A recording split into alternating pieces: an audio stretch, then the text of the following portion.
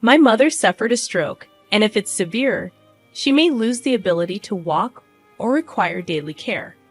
The day after receiving this distressing news, I returned home to find my husband Jake and my mother-in-law engaged in conversation in the living room.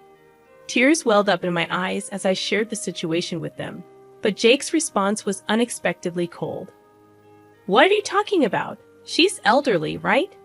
Shouldn't we just leave her care to a facility?" He callously remarked. "You must be joking. She's my only mother," I responded, searching for the right words. However, my plea was met with a dismissive attitude. "You're already a part of this family, right? You shouldn't get involved in your family matters. Even if there's an expense, we can't bear it." "My son is right. I wish that old woman would just pass away soon," added my mother-in-law. Those words shook me to the core. I might have endured such remarks if they were directed at me, but I couldn't forgive the insult towards my mother. In that moment, I silently vowed to myself that someday I would find a way to stand up to these two. That opportunity presented itself a year later. I, Lisa Furr, was a 29-year-old housewife. Prior to living with my mother, I had dedicated myself to a successful career at a major company. My father's sudden demise from illness left only my mother, Susan, to be my constant support. In my heart, she held a special place. Her warm embraces and unwavering strength were a daily reassurance. Despite not leading a lavish life, my mother took on various part-time jobs to provide everything I needed, including tuition for hobbies and classes. Driven by a deep desire to one day offer her a comfortable life, I studied diligently and eventually secured a position at the company of my dreams. When my employment was confirmed, my mother shared in my joy by embracing me. "I'm so glad your dreams have come true," she expressed her genuine happiness. Jake Fuller, who later became my husband, was my first mentor at the new job. He guided me through the intricacies of the role, and our mutual trust deepened. As we started having dinner together more frequently, our emotional connection naturally grew. Following his passionate confession, our relationship evolved into a romantic one, and we began dating. Jake was assertive and experienced, leading our relationship with confidence. At 26, he made a significant proposal. "Lisa, would you start a new chapter with me? I promise to make you happy." "Thank you, Jake. I'm truly overjoyed," I replied, accepting the radiant ring he offered. As I slid it onto my finger, a profound sense of happiness enveloped me, and Jake gazed at me with deep intensity. "Lisa, how do you think we should tell your mom about our marriage?" "Well, I believe no matter how we put it, she'll be overjoyed. After all, she genuinely wants the best for us," I replied, nestled in Jake's embrace as we admired the twinkling city lights, feeling like we were on cloud nine. A few weeks later, the moment arrived to share our engagement news with my mother. As we made our way to her home, a mix of excitement and nervousness filled my heart. When we finally broke the news, her eyes immediately welled up with tears of happiness. "Lisa, it feels like a dream. Congratulations from the depths of my heart." "Thank you, Mom." "Please don't cry," I urged gently. "Jake, promise me you'll take good care of my dear Lisa. Ensure she experiences the happiness that outweighs any hardship she's faced," my mother implored, her words resonating deeply with Jake, who nodded earnestly. "Absolutely, I will treasure our future together," Jake vowed, his sincerity evident. Witnessing the heartfelt exchange between my mother and Jake filled me with immense joy. Later, we arranged to visit Jake's family home. I knew that his parents had divorced when he was young, and now he lived with his mother. Despite feeling nervous about meeting my future mother-in-law for the first time, I was determined to make a positive impression, carefully selecting my attire and hairstyle, and picking out special traditional sweets as a gift. I arrived at their home. "Nice to meet you. I'm Lisa Paston.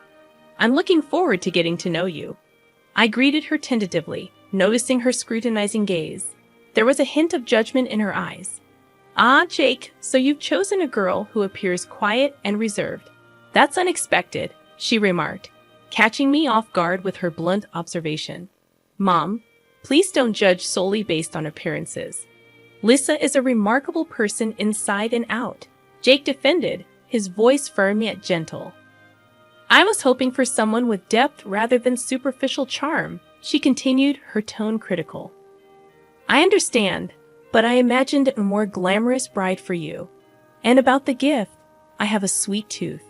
A cake would have been preferable, she remarked, eyeing the cookies I had brought before placing them on the table. I apologize. I should have been more considerate, I replied with a slight tremor in my voice, feeling the tension ease as Jake guided me to sit beside him. Putting that aside, Mom, we've been considering taking the next step and getting married, Jake disclosed. Upon hearing this significant news, his mother sighed deeply and after a brief pause, responded, I figured it was about time, Jake. All right, I understand. Thank you so much. We truly appreciate your understanding. However, if you're going to live here, I'd like you to quit your job and help around the house. Wait, really? I was taken aback by her sudden demand, turning to Jake with surprise and concern. I've always wanted to maintain my career after marriage. I made sure to communicate this clearly to him in advance. I had envisioned a life just for the two of us. I understand, but if Mom says so, it's a wife's duty, right? Jake's unexpected statement left me shocked. Jake, I clearly communicated my desire to continue working even after we get married, right? Yeah, I remember that conversation, but I've been thinking it might be better if you didn't work after we get married. What's your reasoning? Well, I think it would be a bit complicated to work at the same company with my wife. Plus, I don't want people to think I can't support our household on my own income. As I listened to his words, I felt overwhelmed. But what about living together? Weren't we planning to start a new life together, just the two of us? I don't recall discussing that specifically. I've always lived with my parents, so I just assumed we'd naturally live with them. But my family home is quite far from here, isn't it? There's a 2-hour drive between my parents' home and your parents'. Leaving my mother was a significant concern for me. His words deeply surprised me. However, Jake remained firm in his beliefs and continued to passionately express his views. Lisa, why are you so shocked? In the tradition of marriage, women often leave their family homes to live with their husband's family. So the situation with your family really doesn't matter. From now on, my mother will become your new family. But in my heart, are you reconsidering the marriage itself? Your mother would be heartbroken. She's genuinely happy about our upcoming marriage. I felt that Jake's words contained an undeniable truth. Consequently, with a heavy heart, I decided to choose a life with him in his home. Giving up my career and distancing myself from my cherished family home was a painful decision.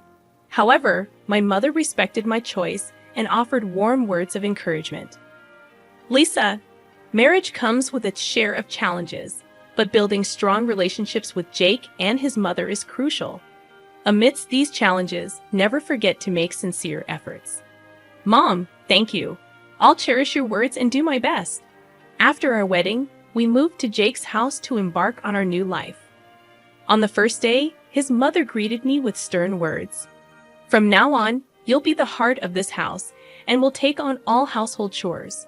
I won't tolerate any negligence, so give it your all. Despite her years as a housewife, her expectations surpassed my assumptions. Despite my initial bewilderment, I resolved to tackle my new daily life sincerely. While my mother-in-law seemed more interested in the TV show and snacking than doing chores, I diligently cleaned the messy house, visible dust and dirt. Cleaning wasn't the only task. I also had to prepare dinner and handle the laundry. Soon, Jake returned from work, and as we sat down for dinner, my mother-in-law frowned and commented, "What's this? Doesn't this dish taste a bit bland?" I followed a cookbook and even tasted it myself to ensure the seasoning was right. Yet my mother-in-law candidly showed her discontent, pouring a lot of soy sauce over her dish. Even Jake added more soy sauce to his meal. "I think the taste might be a bit bland, Lisa. You made this, right?" "Yes, I made it." "How about learning more about the traditional flavors of my mom's dishes?" "As a full-time housewife, you might want to do that, right?" "Understood. I'll be careful." Seeing me like this, my mother-in-law seemed somewhat satisfied. Yet, her criticisms continued, pointing out even trivial things related to housework. For about a year, I led a tough life, constantly losing weight due to stress. Despite my mother's genuine happiness about my marriage, I couldn't easily suggest getting a divorce. Amidst such circumstances, my cell phone rang. "Hello? What, my mom?" The renowned hospital in my hometown informed me that my mother had suddenly fallen ill and was brought in. Her condition was serious, and they wanted me to come to the hospital immediately. At that moment, my mother-in-law was visiting her friend, and Jake was busy at work. I quickly messaged Jake about the situation, left a note for my mother-in-law, and hastily left the house. At the hospital, I learned that my mother had suffered a severe stroke. The doctors performed a successful operation, but there was a possibility she might need rehabilitation. Filled with shock and concern, I continued holding my mother's hand by her side. When her condition stabilized for a moment, I decided to temporarily return home. As I entered the house, my husband Jake and my mother-in-law were waiting, their expressions cold and accusatory. "Why is a stay-at-home wife leaving the house this much? Last night, Mom and I had no choice but to eat out." The read received on my message was definitely there. I couldn't believe that Jake, who should have fully grasped the situation, was indifferent to my mother's emergency. Naturally, I had no choice but to go to her regardless. As tears began to form in my eyes, I implored Jake and my mother-in-law. "Mom had a severe stroke. There's a chance she might be left with paralysis in her body or speech. She might need daily care." Seeming a bit shocked by the news, Jake responded, "That's concerning. So, how do you plan to deal with your mother's condition going forward?" I hadn't decided on the specifics yet, but if needed, I intend to fully care for my mother. I'd appreciate it if you could understand that, I replied, my voice trembling with emotion. "I see. But do you really need to spend your time caring for an elderly person? Wouldn't it be better to just put her in an affordable facility?" Jake's words cut deep, disbelief coursing through me. "What? I can't believe what you're saying. She's my beloved mother. Please don't be so cold-hearted," I desperately retorted. Jake coldly let out a sarcastic snort. "Haven't I told you many times since you married into this family? What happens in your original home is no longer your concern. And if you're thinking about a facility, we won't contribute a dime. Don't expect any help from us," Jake retorted, his tone devoid of empathy. "Exactly," chimed in my mother-in-law, her words like daggers. "If that old woman were gone, things would be a bit easier for us." Rage swelled inside me, my heart heavy with hurt and anger. I could never forgive them for speaking ill of my mother, not just criticizing me, but showing such callousness towards her plight. I vowed never to forgive them for their attitude, no matter what happened. Renewing my determination to eventually retaliate against them, I stood there, unable to put my feelings into words. Silently, I left the room and hurried back to my own, where my love for Jake had already vanished, replaced by anger towards him and my mother-in-law. However, I knew I couldn't act rashly. My mother's health was still unstable, and I needed to carefully plan my next steps. Under the harsh scrutiny of my mother-in-law and husband, I continued visiting my mother at the hospital. Surprisingly, her surgery went smoother than expected, and it turned out her paralysis was very mild. After about half a year of hospitalization and rehabilitation, the doctors declared that my mother could live at home again. "Lisa, I'm sorry for causing you so much worry because of me. Did I cause any trouble for Jake or your mother-in-law?" Despite her own difficult situation, my mother was genuinely concerned about how I was adapting to life in my in-laws' house. Her compassion touched my heart, filling it with both pain and gratitude. Unable to express my thanks in words, I just smiled and squeezed her hand tightly. Meanwhile, the situation in my in-laws' house was different.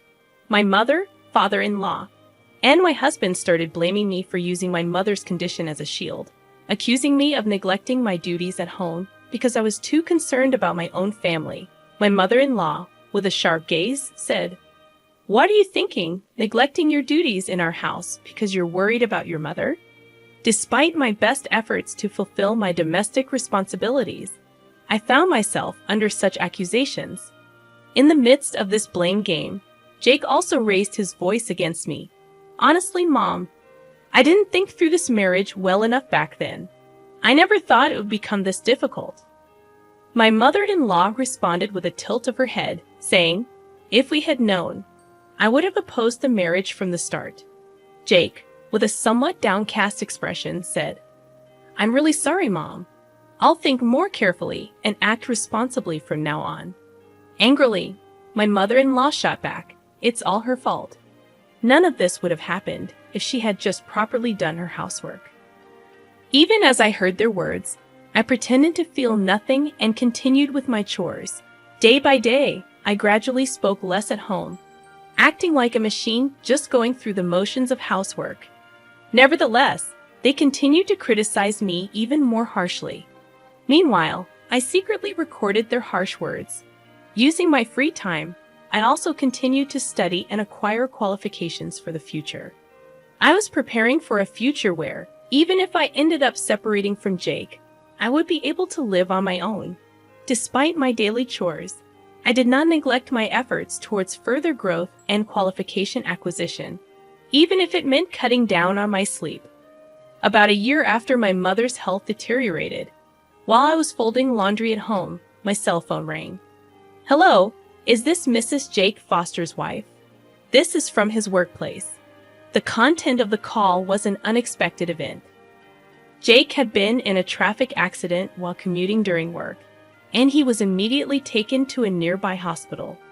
I calmly accepted the news and specifically conveyed the information to my mother-in-law, who reacted with a panicked expression. "We need to hurry. I will go ahead to the hospital. You should organize the necessary things for the transfer and hospital stay and then follow later." Mother-in-law hastily left the house. I quietly watched her leave and then decided to first complete the administrative procedures I had planned to do at the city office. After returning home from the city office, I spent a long time alone in my room, savoring the silence I hadn't felt in a long time. The morning came, and as the light of a new day streamed through the windows, I slowly woke up.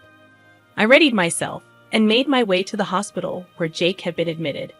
As I slowly opened the door to his hospital room, my mother-in-law, who was waiting, showered me with words of indignation. "What were you doing? You finally came at this time, and while Jake is in such a condition," she exclaimed. Taking a deep breath, I approached Jake's bed. He weakly opened his eyes and seemed to recognize me. Jake had suffered major damage to his spine from the traffic accident. Right now, he was unable to move his lower body. The hospital room was quiet, and only the sunlight streaming in from the window brought a sense of warmth. My mother-in-law stood next to Jake's bed, her eyes filled with tears as she worriedly looked at him. Jake began to speak to me in a weak voice. "I understand that my current situation is tough, but I want to get back to our everyday life at home, Lisa. I think I'm going to need your support for the life ahead." I couldn't meet Jake's pleading gaze and instead formed a light smile as I took out a piece of paper from my bag. It was a divorce paper I had received from the city office yesterday afternoon. My part was already properly signed and stamped. "Jake, I want you to sign this divorce paper," I said calmly. "What? What are you talking about, Lisa?" The color drained from my husband's and mother-in-law's faces at these astonishing words. I took a deep breath and continued speaking calmly. "I haven't forgotten the time you told my frail mother to go to a facility. Why should I take care of you when you can say something like that? Maybe you should consider a facility too. It would be less of a financial burden." "Lisa, are you really saying this?" There was surprise and confusion in my mother-in-law's voice, and at that moment, I could feel how much she was hurting. Maintaining my calm demeanor, I slowly slid the papers toward Jake. "You can fill out these papers once you're feeling better. I will be leaving this house today, so from now on, you and your mom will need to support each other, just the two of you." "Is this a joke, Lisa? Are you serious?" Are you really going to abandon me in this state? Despite his frustrated voice, I maintained my resolve and replied, "Who was it that ignored and neglected my precious mother a year ago? I can't believe you've forgotten. I wonder who would help people like you. Actions always come back to you. I really hope you too receive what you deserve. Just accept your punishment and go straight to hell, you worthless beings." Leaving Jake and my mother-in-law stunned in disbelief behind, I quickly left the place. Hours later, before my mother-in-law returned home, I packed up all my belongings and returned to my childhood home. I had informed my mother about what happened beforehand, so she welcomed me with a warm and gentle expression. As a result, Jake and I had no room for reconciliation, and after a messy divorce process, our divorce was officially finalized. Having firmly recorded Jake's and his mother's inappropriate remarks played a big part, and I was able to receive a satisfactory division of assets. Afterward, it seems Jake returned to his home. I've heard rumors that his mother has taken over his care. Although he got some insurance money, working like before is difficult for him, and it seems he ultimately had to retire. He's now shut himself in at home, and it appears his mother is supporting him through his reckless days. She, influenced by the long-giving life, has also aged considerably. When I heard all this information, I didn't feel a bit of sympathy. I truly wish them what they deserve. As for me, I've started living together with my mother again and have re-entered the workforce after studying for certifications. I was able to successfully change jobs to a workplace with almost the same conditions as my previous company. Fortunately, my mother's health has been steadily recovering, and recently, I can see her passionately engaging in her favorite hobbies. Seeing that, I feel truly relieved. Moving forward as we live together, I strongly feel that we should support each other while I give my all at work, building a bright future together.